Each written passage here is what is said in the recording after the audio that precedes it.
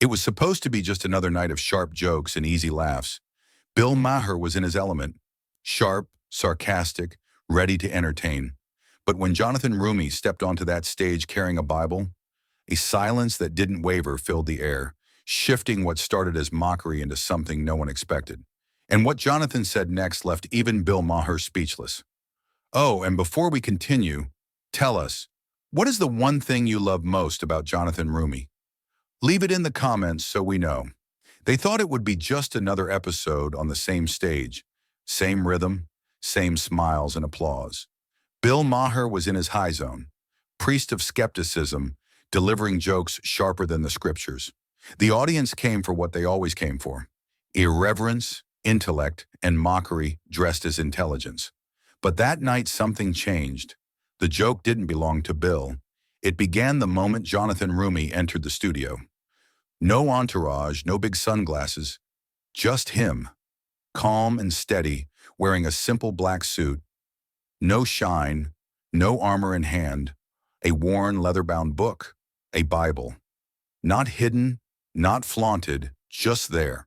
And when he sat across from Bill and gently placed the Bible on the glass table between them, without a word, the room felt like the cameras were already rolling.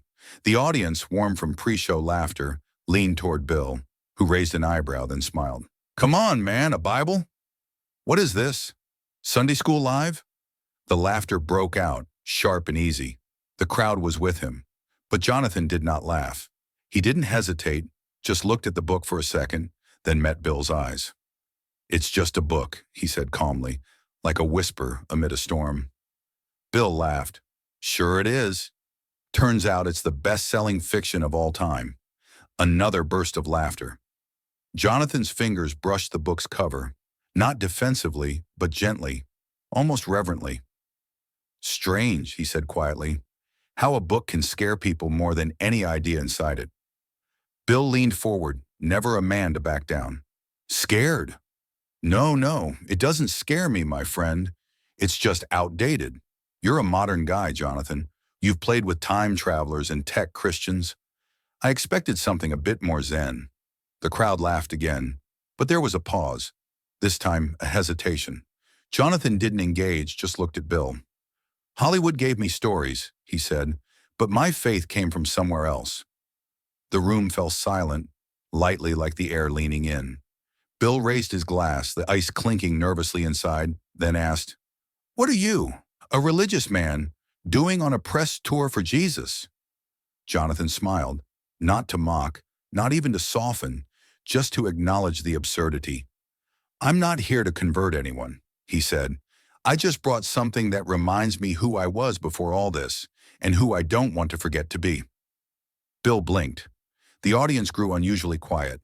"And the Bible does that to you." It was a gift Jonathan received from someone who had a faith that doesn't shout, the kind that listens. Bill mocked, raising his eyebrows. "Let me guess. A monk? A priest? Some old mystic you met on a mountain?" Jonathan looked down. His voice dropped a little. "A janitor." The laughter never came on set. Years ago, he didn't talk much, but he saw that people really saw the pain, the joy, the loneliness, all of it, without him needing to say a word. Bill shifted and said, "He gave you that, didn't he?" Jonathan nodded. "He said it wasn't for me to read, said it was for me to remember." Jonathan stared at the ceiling lights, the kind of look that reaches through memories, that even when everything seems empty, still remains. No one moved, not even the director in the booth. "You carry that around for nostalgia?" Bill asked. "No, not nostalgia," Jonathan said. "Inside there's something I haven't opened." Bill leaned in. "What do you mean, a letter?" Jonathan said he put it inside the back cover. "He told me to open it when I knew the room was ready." Bill smiled firmly and pointed to the room. Jonathan looked around. Cameras, lights, audience. It seemed like he reached behind the Bible and pulled out a small yellowed envelope, sealed with the seal still intact. The room froze. He said, "When silence is louder than laughter, that's when you'll know." Jonathan raised the envelope. "I think this is that silence." Jonathan didn't speak for the first time that night. He didn't know what to say. The camera zoomed in on the envelope in his hands, his eyes still unwavering. The audience didn't laugh. They watched. They waited. They felt that something real was about to be said, but not yet. The crowd laughed. Bill smiled and said, "Come on, man, a Bible? Is this Sunday school?" Jonathan looked at the book, calm and impassive. Something flickered in his eyes, showing he wasn't there to argue, but to reveal something deeper. What Bill didn't know was that the joke that night would not be one. Flashback. Years earlier, on a dusty film set in Los Angeles. Heat, light, cold, coffee, and heavy silence. Jonathan sat on a folding chair between scenes, postponing another day, dragging himself. He was at the peak of his career, but completely empty. He didn't know it at the time, until Elias, the man, passed by, defined as air, unnoticed, unconcerned. Just a janitor with a badge nobody read. But Jonathan noticed something strange. Every time Elias passed, he felt seen, not ignored. "You don't talk, huh?" Jonathan said one day, sitting near the crew trailers. Elias was cleaning a prop cart, humming softly. He didn't answer, just smiled. A silent smile, lips closed, the kind people wear when they have lived through things that can't be explained in words. Jonathan tried again. "Do you believe in God?" Elias didn't hesitate, didn't joke, didn't sigh. He just looked at him with warm, tired eyes and said, "I believe in what remains when everything else is gone." Jonathan remembered that phrase like a scar you forget until the light hits it again. He didn't know what it meant. Later, in the third week of shooting, Jonathan finally asked his name. "Elias, like the prophet?"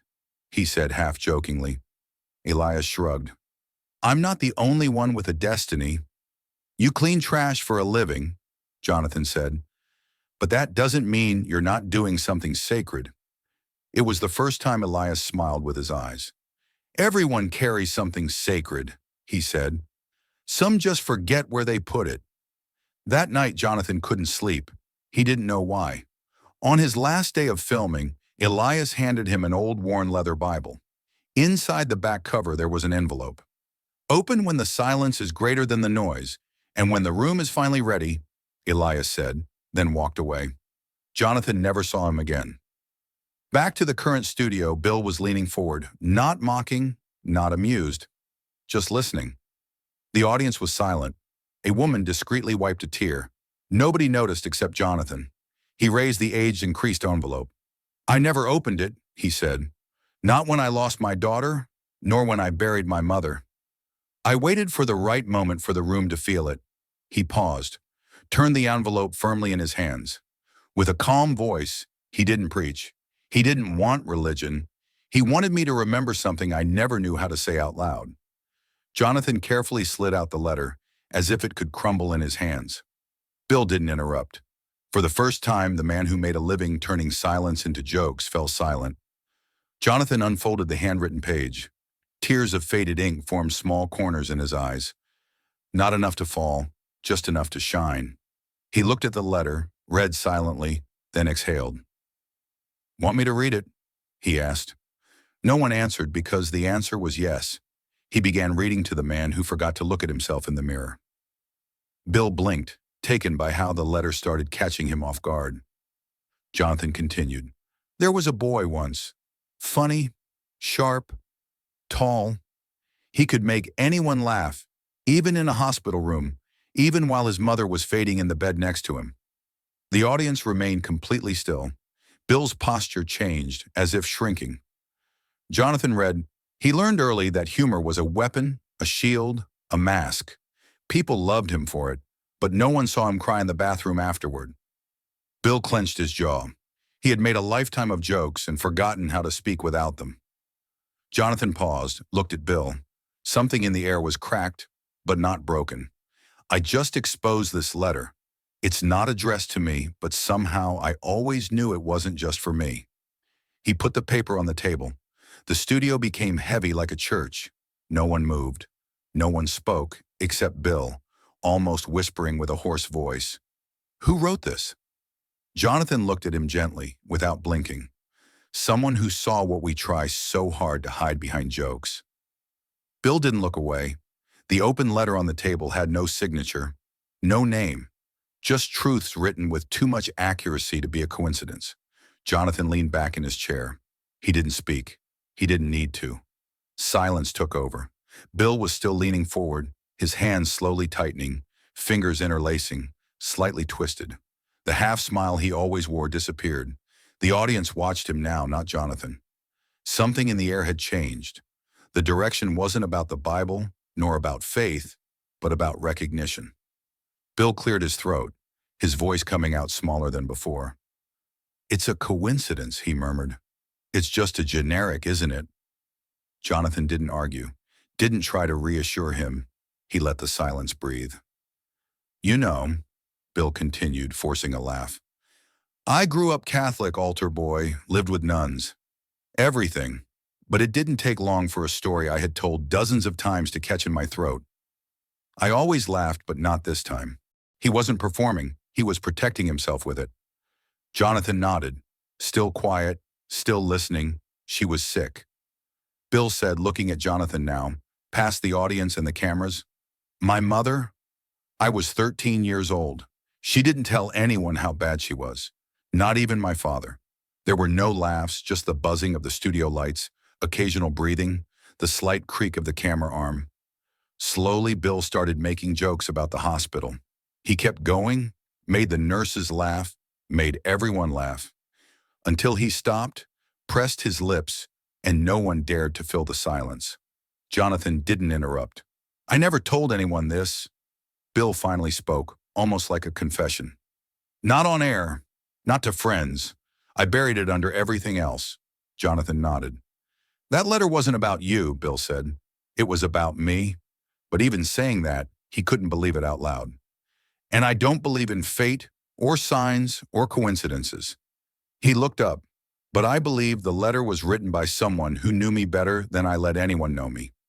Jonathan leaned forward, now slowly, not triumphant, not righteous, just present. "Elijah said the letter wasn't his, said he was just the messenger, that someone else needed it more than I did." Bill looked back out into the air. The Bible, the letter inside it, and the photo of a janitor no one ever noticed, still somehow saw it all. "How the hell? Would he know?" Bill asked, his voice breaking slightly. Jonathan tilted his head because people like him don't look for evidence. They look for pain, and when they see it, they don't try to fix it. They just refuse to ignore it. The room fell quiet again. The audience stopped being just an audience. They were still breathless. A room full of strangers leaning into someone else's story and finding themselves in it. Jonathan ran his fingers over the letter. "There's something else here," he said, unfolding the page completely. He turned it toward Bill. Scribbled along the margin, it wasn't part of the original text, a single sentence. "If this letter found you, maybe it always belonged to you." Bill looked at him, his eyes reading now. No jokes, no sidestepping. "Because he whispered, and Jonathan didn't answer directly. Maybe because even the loudest people still carry the silence they never could speak. Another pause. Bill looked at the voice, which had lost all performance. "Do you think it's too late?" Jonathan looked him in the eyes. "Too late to believe in what?" Bill said something Jonathan didn't rush to answer. Didn't try to sell him faith. Didn't quote scripture. Instead, he gently pushed the open Bible across the table, stopping right in front of Bill. Inside, a verse was marked, underlined. Carefully, Bill leaned closer, his lips trembling as he read, "Blessed are the brokenhearted, for they shall see healing when it comes." He read it again, slower, then looked up and said nothing but his silence. It said everything. Bill leaned forward, his voice quieter now. "Who wrote that?" Jonathan looked at him. "Someone who saw what we tried so hard to hide, the pain behind the jokes." And Bill couldn't look away. He read the verse again, not out loud, not for effect, just for himself. "Blessed are the brokenhearted, for they shall see healing when it comes." The underline was faint, as if someone marked it not with ink, but with memory.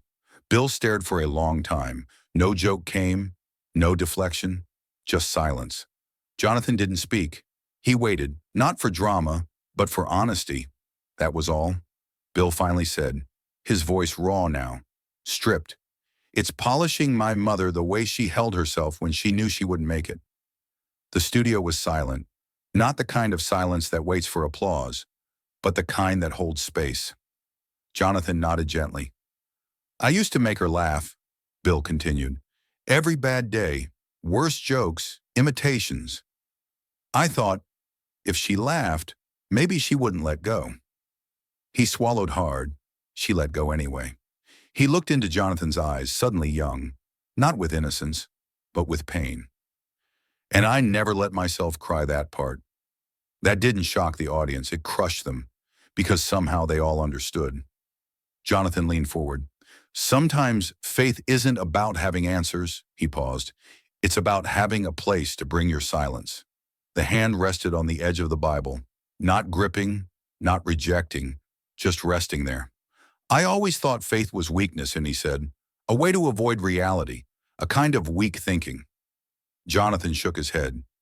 It takes more strength to believe in something you can't control than to mock everything you can't explain. Another long silence. Bill looked at the audience, then at the cameras, then back to Jonathan. Do you really still believe? He asked, his voice quieter than it had ever been on air. Jonathan didn't answer immediately. Instead, he closed the Bible slowly, then slid it across the table, back to Bill. I believe in what kept me standing when pain tried to make my legs falter, in the silence I heard when I didn't know how to speak. Another pause. I believe in what held me when no one else could. Bill looked at the Bible and then back to the audience. He didn't joke, didn't look away, didn't blink. What if I said, I wanted to believe in something again? He asked with a choked voice, the words again. Jonathan leaned in, not with an answer, but with something deeper, a presence, a quiet. I think that's why we're here tonight. The air did not change with sound, but with silence. It was not a moment when someone clapped. It was the kind of, do you remember? That echoes long after the screen goes dark. Do you still believe? Bill asked Jonathan, who did not answer immediately. He simply opened the Bible and slid it toward Bill. Inside, a single line was underlined. Blessed are the broken, for they will recognize healing when it comes. And Bill read it twice. No one moved, no one laughed. And for the first time in the show's history, Bill Maher had nothing more to say about the Bible. It lay closed in front of him, not imposing, not looming, just there. Jonathan sat across from him, steady as always, but the energy between them had shifted. It wasn't contradictory, it was reverent. The camera light flickered in the distance. Someone from the crew reached out to adjust it, but stopped, afraid even that sound could break the moment.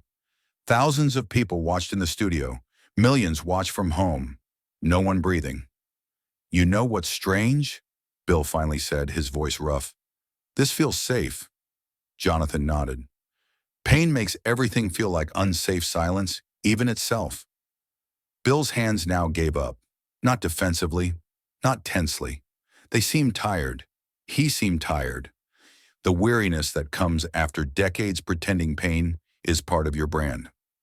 When I lost her, he said quietly, I didn't know how to exist without her. Jonathan didn't respond. He just listened. And all those years, Bill had kept telling himself that God was a crutch, that faith was for people who couldn't handle reality. He let out a sigh that sounded almost like a laugh, but it wasn't. Turns out sarcasm was my crutch voice. Jonathan came gently. You can put that weight down now. Bill looked at him, and if I don't know how, Jonathan leaned forward. You just made the audience not know what to do with the feeling. In the room, some had tears in their eyes. Others looked at the floor, but no one grabbed their phones. No one broke the spell because the performance was real, and something real took its place. I used to think pain was proof God didn't exist, Bill said. Now I'm wondering if pain is what kept me from hearing. He took the Bible again, just holding it, not like a trophy, but like something fragile, you know? Jonathan said, I lost both in the same year. He looked at his daughter and at his mother. Beating him broke me. I didn't think about anything. I didn't know if I could bear that kind of weight he placed on me. He touched the Bible lightly. It didn't fix everything, but it stayed with me long enough for me to want to stay. It also left Bill's mouth open, a little like he wanted me to answer, but nothing came. He looked at the crowd, then down again, and unexpectedly at the ceiling, as if searching for something he still didn't know how to believe, or maybe something he always wanted to believe. Do you think he asked if it was still too late to start believing in something? In anything? Jonathan didn't smile, didn't speak immediately, just let the moment breathe. Then, if you're still asking, that phrase didn't fall like a punch. It landed like a breath, a collective exhale. The live broadcast camera wiped its eyes. The director said nothing in the control room. One of the producers whispered the words, "Oh my God!" And for the first time, for a fleeting and unforgettable moment, a late-night show became a sanctuary. Bill Maher's voice broke when he asked, "Do you think there's still time to believe in something?" Jonathan leaned forward, eyes steady. "I think that's why we're here tonight." And for the first time, silence spoke for both. They didn't end the show with a joke. There were no applause, no virality or catchphrases. Just a long take of two men sitting across from each other, occupying that space. The lights did not dim, but something else happened. The mask of that night, which social media didn't know what to do with. People tweeted, posted, watched the last 10 minutes repeatedly. Not because it was shocking, but because it was sacred. That night, Bill Maher didn't fight back. Jonathan broke him in the most beautiful way possible. That's what grace looks like. No one could explain it, but no one wanted the clip to go viral. In less than an hour, more than 10 million people who had never watched the show watched that segment. People who had stopped believing paused to wonder. The next episode of Real Time opened differently. No opening monologue, no jokes, just Bill sitting alone at his desk, no cards in hand, no guests. He announced, looking straight at the camera, "Last week's show wasn't what anyone expected it to be, including me." Another pause. The audience was dead silent. "I'm not going to pretend I went through some big transformation. I'm still who I am." But for the first time in a long time, when he looked down, then back up again, I felt something real. And I didn't try to hide it. The camera cut to a wide shot of the desk, where a closed Bible sat, untouched, but present. No one applauded. He didn't ask them to. Sometimes, he said, you don't need to say anything clever, provocative, or ironic. Sometimes silence is worth more than your best argument. Then he did something no one expected. He didn't smile his usual smile, but gave a tired, silent, deeply honest smile. "We'll be back after the break." The moment didn't end, but stayed, echoed, because it wasn't about going viral. It was about something real. Real weeks passed. The world moved on. But Jonathan didn't. Not completely. One morning, at his home in the hills above Los Angeles, a package arrived with no sender address, just his name handwritten. Inside a small box, there was a note in the same envelope he had opened on national television, now carefully folded and kept. The note said, "You didn't convert me. You reminded me I'm still searching." Below there was a second line, the same verse, but this time underlined twice. "Blessed are the broken, for they will recognize healing when it arrives." Jonathan smiled and, for a moment, just a moment, looked up at the sky, not because he expected an answer, but because he knew he no longer needed one. He folded the letter, placed it back inside the Bible, closed it slowly, and left it on the table. This time, not as a symbol, but as a memory, a reminder of what can happen when you bring faith into the room and let silence finish the sentence. Weeks later, Jonathan received another small package. Inside, a new note from Bill. "You didn't convert me. You reminded me that I'm still searching." And just below, the same verse, now underlined twice.